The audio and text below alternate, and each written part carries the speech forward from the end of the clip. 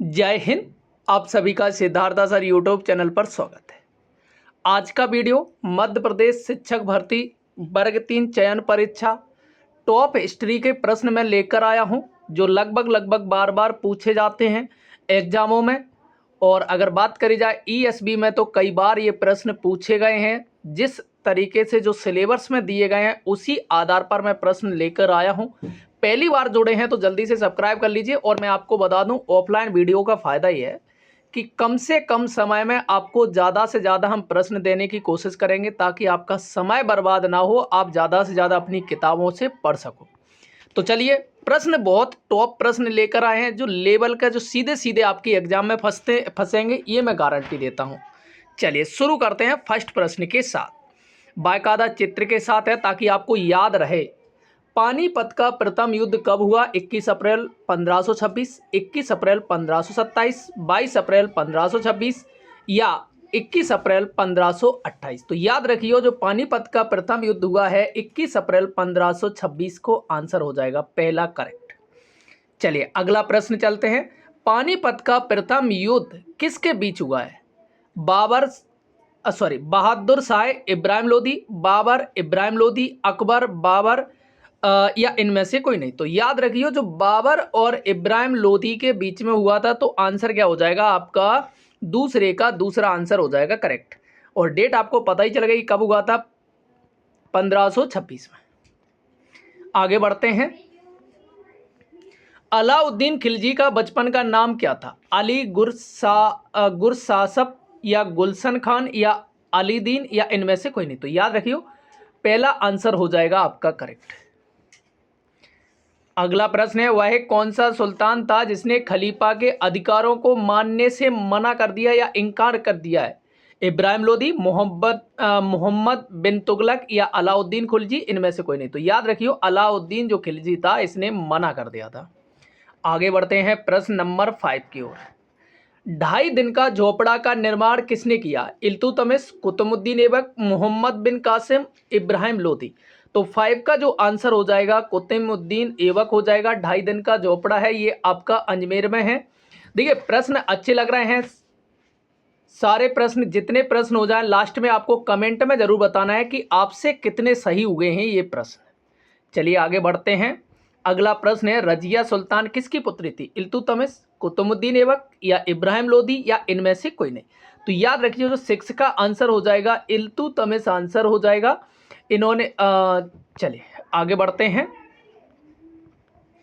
नसरुद्दीन की मृत्यु बाद उसका उत्तराधिकारी कौन बना? तो इल्तुतमिश, इब्राहिम लोदी, बलबन या कुतुबुद्दीन ऐबक। तो याद रखिए कौन आंसर हो जाएगा? 7 का आंसर हो जाएगा बलबन आंसर हो जाएगा करेक्ट। प्रश्न नंबर 8 की ओर चलते हैं। जो औरंगजेब का उत्तराधिकारी कौन था? बहादुर शाह, मोहम्मद बिन कासिम, इल्तुतमिश या इनमें से कोई नहीं।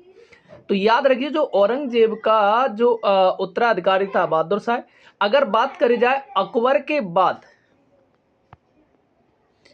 दूसरा सबसे बड़ा कार्यकाल इसी का था। चलिए आगे बढ़ते हैं। भारत में आक्रमण करने वाले प्रथम कौन थे, ये बताना है आपको। अफगान मुस्लिम, यूरोपीय मुस्लिम या एशियन मुस्लिम या अरब। तो सबसे पहले कौन थे? जो आपके अरब मुस्लिम थे, जैसे कि मोहम्मद बिन कासिम सबसे पहले आया था। चलिए आगे बढ़ते हैं प्रश्न नंबर 9 की। अगला 10वां है, पानीपत की दूसरी लड़ाई किन के बीच हुई? अकबर और महाराणा प्रताप, अकबर और हेमू बहादुर शाह जफर। तो याद रखिए, जो 10वें का आंसर हो जाएगा अकबर और हेमू। लास्ट अंतिम जो अगर कह सकते हैं भारतीय जो राजा था सबसे बड़ा, जो दिल्ली की गद्दी पर बैठने वाला हेमू। तो याद करियो, इसके इन दोनों के बीच में आखिर हेमू हार जाता है और अकबर जीत जाता है। चलिए आगे बढ़ते हैं प्रश्न नंबर 11वें की ओर।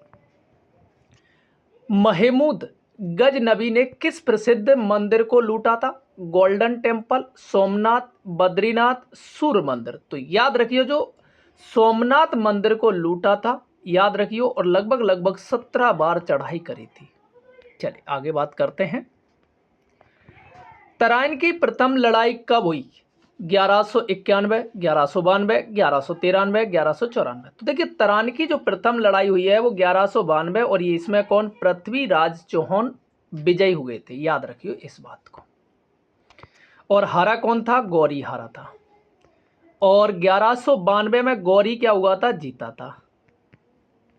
और पृथ्वीराज चौहान क्या होते हैं? हार जाते हैं। अगला प्रश्न है, तराइन की दूसरी लड़ाई में कौन विजयी हुआ? अकबर, मोहम्मद गोरी, बलबन, इनमें से कोई नहीं। तो याद रखियो आंसर कौन हो जाएगा? गौरी जीता था। प्रश्न नंबर है आपका 14 है, प्रसिद्ध फारसी त्योहार का प्रवर्तन किसने किया? मतलब सबसे पहले किसने शुरू किया था? अकबर, मोहम्मद गोरी, बलबन, इनमें से कोई नहीं। तो याद रखियो किसने किया था? सर्वप्रथम बलबन ने किया था। तो 14वें का आंसर हो जाएगा आपका सी आंसर हो जाएगा करेक्ट।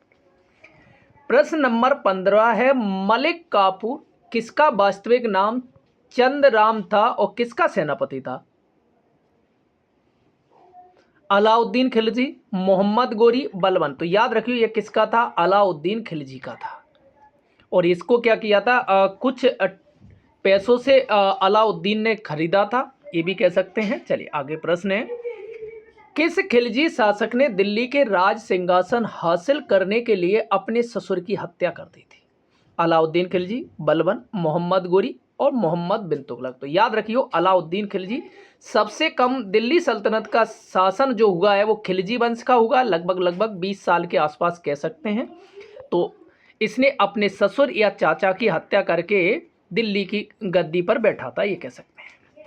प्रश्न नंबर 17 है, यात्री इब्न बतूता किसके शासनकाल में भारत आया था? मोहम्मद बिन तुगलक, अलाउद्दीन खिलजी, सिकंदर लोदी, इल्तुतमिश। तो याद रखियो ये जो आया था मोहम्मद बिन तुगलक के।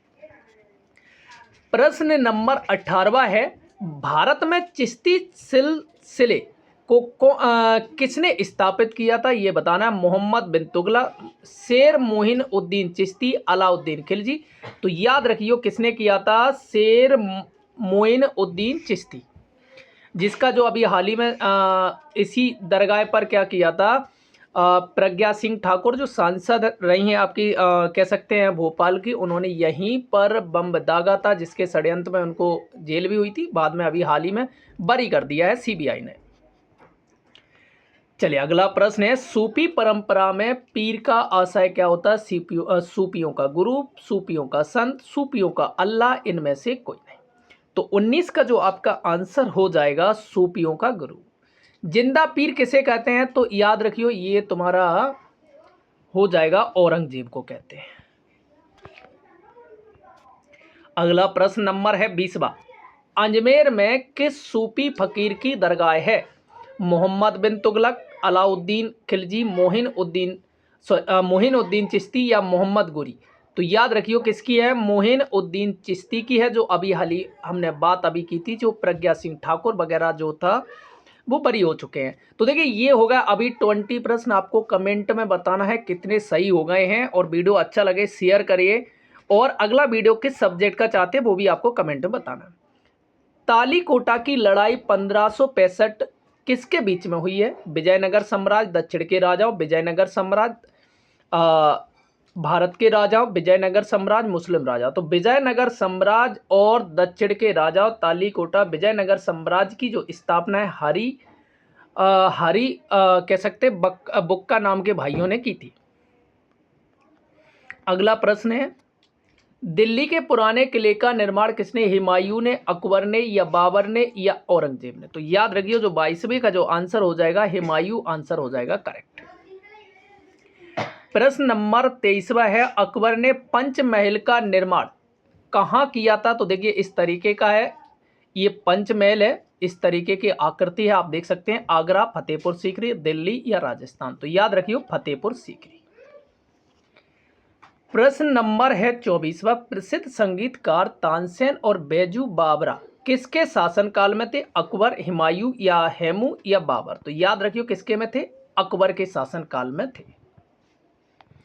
प्रश्न नंबर 25 की ओर चलते हैं, शिवाजी के गुरु कौन थे? राम रहीम, रामदास, रामहरि, रामानंद? तो याद रखिए जो गुरु थे वो रामदास थे, और इनके अगर कह सकते हैं संरक्षक कोड़कनाथ जी थे, जो इनके खुद के दादाजी थे।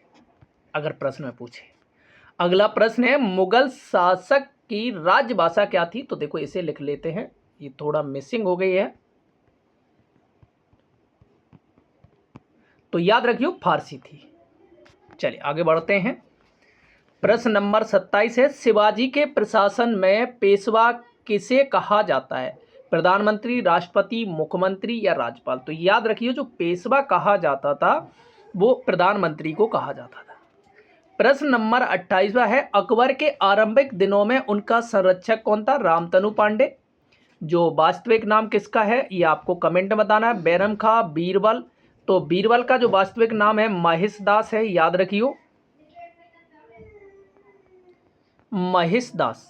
तो बैरम खां इनके जो वास्तविक संरक्षक थे, शुरू में इनकी जो राजा बनवाने में सब कुछ, बाद में इनकी हत्या कर दी जाती है गुजरात में। चले अगला प्रश्न है प्रसिद्ध संगीतकार तानसेन का मूल नाम क्या था? बैरम खान, रामानंद, रामतनु पांडे, इनमें से कोई नहीं। तो जो मैंने पूछा था वही आंसर आ गया है, रामतनु पांडे। बहुत ज्यादा पूछा जाता है।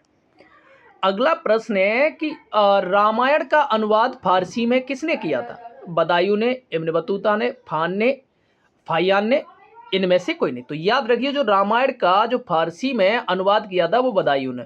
तो देखिए ये हो गए टॉप 30 प्रश्न है। अगर वीडियो का अगर 1000 के ऊपर व्यू आते हैं तो कल मैं कम से कम 50 प्रश्न लेकर आऊँगा। ये आपका काम है। आप अगर इसे शेयर करेंगे, सपोर्ट करेंगे, कमेंट में बताइए 30 में से आपके कितने सही हो गए हैं और अगला वीडियो किस टॉपिक पर चाहते हैं। पहली बार जुड़े हैं तो सब्सक्राइब कर लीजिए, बेल बटन दबाइए। थैंक यू दोस्तों।